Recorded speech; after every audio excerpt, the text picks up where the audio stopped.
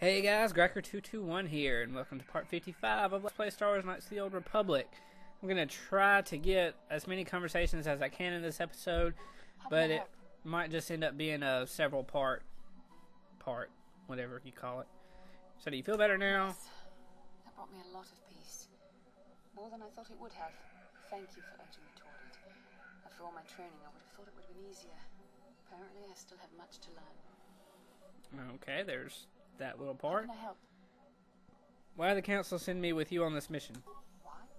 I could not accomplish this on my own. I need the aid of others, especially one who is strong in the Force. The bond between us made you a natural choice. Besides, the events on Taris prove that the Force wanted to bring us together for this mission, and there is little left to chance when the Force is involved. Is that not enough for you?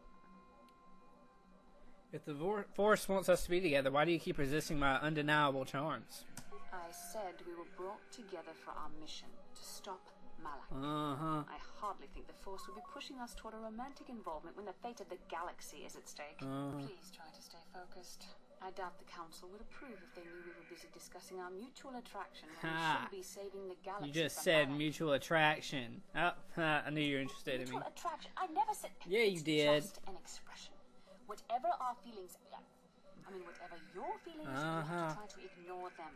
Don't let this complicate things. Bastila wants some Gracker. This is our only hope of locating the Star Forge and defeating Malak. The Council explained all this quite clearly. It just seems odd that they would send me off without a master to guide me. I admit, there were times that I wondered if this is more than just a mission to stop Malak. There were times when I wondered if this was also a way for the Council to test my own abilities. I get the feeling that there's more going on than I know. I wondered if the Council wanted to see how I would help and guide you on our quest. I wondered if they were testing me to see if I was ready to become a Jedi Master myself. And then I realized how foolish such thoughts were. As the Council explained, sending a Master in our group would only have drawn unwanted attention from the Sith. The fate of the galaxy is at stake. The Council would not risk it merely to test me. They calculated the risks, and in the end chose the only option available. I guess that makes sense. You must learn to trust in the wisdom of the Council. Your destiny will come when it's appointed time. You mustn't be so impatient. Me? You're the one who thought this was her big audition for Masterhood. Must you be so frustrating? I admit, I had a moment of foolish pride, but I'm over it. Now I am focused on my true responsibilities. I'm simply trying to help you and complete this mission, and yet you battle me at every turn. What can I say? It's fun. Fun? Fun? Driving me insane is your idea of a good time? Lighten up, I'm only joking. You are a very odd man. Do you know that? I simply don't know how to deal with you. All I want to do is help you, but you seem determined to drive me mad. Complain all you want, but I know you love it. I don't know if I should be outraged that you keep joking about serious matters, or if I should be grateful that you can always lighten the mood. Come on, come. Let's move on. There's much to be done. Not a dog. You have to tell me to come on. Alright, I guess that's it for now. Let's talk to Karth. What's on your mind? I want to continue our discussion from before. I thought I said I don't want to talk about it anymore. Don't you think you'll feel better if you discussed it? Not particularly. I guess it wouldn't hurt exactly either, though I don't know why you're so interested. When I think of all the men who betrayed us, the one that stands out above all of them is the one that I respected the most. Saul. You say that name like I should know it. You don't. I thought everyone did. But Admiral Saul Karath is the commander of the entire Sith fleet. He's half the reason Malak has done so well in the war. Saul was my commanding officer back when the Mandalorian Wars first began. He taught me everything about being a soldier, and I looked up to him. Saul approached me before he left. He talked to me about how the Republic was on the losing side and about how I should start thinking of my survival. I know now that he was trying to recruit me into the Sith, but I couldn't have conceived of it back then. I argued with him and he got angry and he left. I never saw him again. You didn't think he would betray the Republic? Saul was my mentor. He led us to so many victories against the Mandalorians. Even when things looked to be at their worst, I couldn't conceive of it. He couldn't be serious. I was wrong, of course. He not only left us for the Sith, he gave them the codes to bypass our scanners. I remember waking up as the first of the Sith bombers snuck past our defenses and began destroying half of our docked ships. I knew right away what had happened. I mean, I could have stopped him. I could have stopped it all. So you blame yourself for trusting your friend? I blame Saul, not myself. I was stupid and I ignored the danger. He nearly destroyed us all.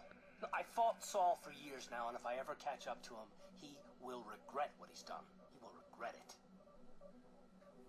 That's terrible. I feel awful for you. Well, there's more to the story, I guess. But I don't want to talk about it right now. Let's go.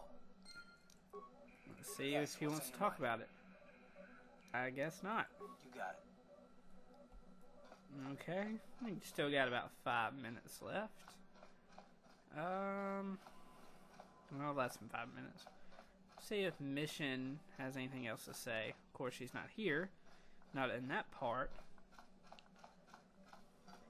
Oh, I just love getting lost on the ship. There she is. With her... What can I do for you? Whatever that is. I want to talk about your brother. I appreciate everything you've done for Griff. You know that, right? I just hope things work out for him this time around. I guess we'll find out when he meets up with us at the Zerka Corp shop. If he's got those credits he promised you, then maybe there's hope for him yet. Alright, so not much there. I think each character just about has their own side quest. I don't think Zalbar does. Juhani's side quest, there's a little glitch in the game, and if you, I think, either activate or start her side quest or something, you won't get an invitation to a very pricey but very good shop later on in the game. But I'm not too worried about that because Yavin's a very good shop, so I'm going to buy all my stuff from there most likely. I was wondering if we could talk. What is it you would like to speak to me about? How did you come to be a Jedi? How I came to be a Jedi? I am sure you would not find it very interesting. Are you sure you would like to hear? Yes, please continue. Well, and hurry, because we have back in my like 2.5 minutes. Back on my home world, we did not see Jedi very often, especially where I lived. Where did you live? The hind end of space. A pit of a world, to be sure, where Jedi rarely tread. But we had heard of them. Well, everyone had, so that is not to be unexpected. Champions of truth, defenders of justice, heroes of the Republic. It was very easy for a child to be enthralled by their image, their mystique. Maybe I was one of those children. Did you meet a Jedi? Yes, yes I did. When I saw a Jedi for the first time, they lived up to everything my imagination had created them to be. I was awed, and maybe a little enamored. Enamored?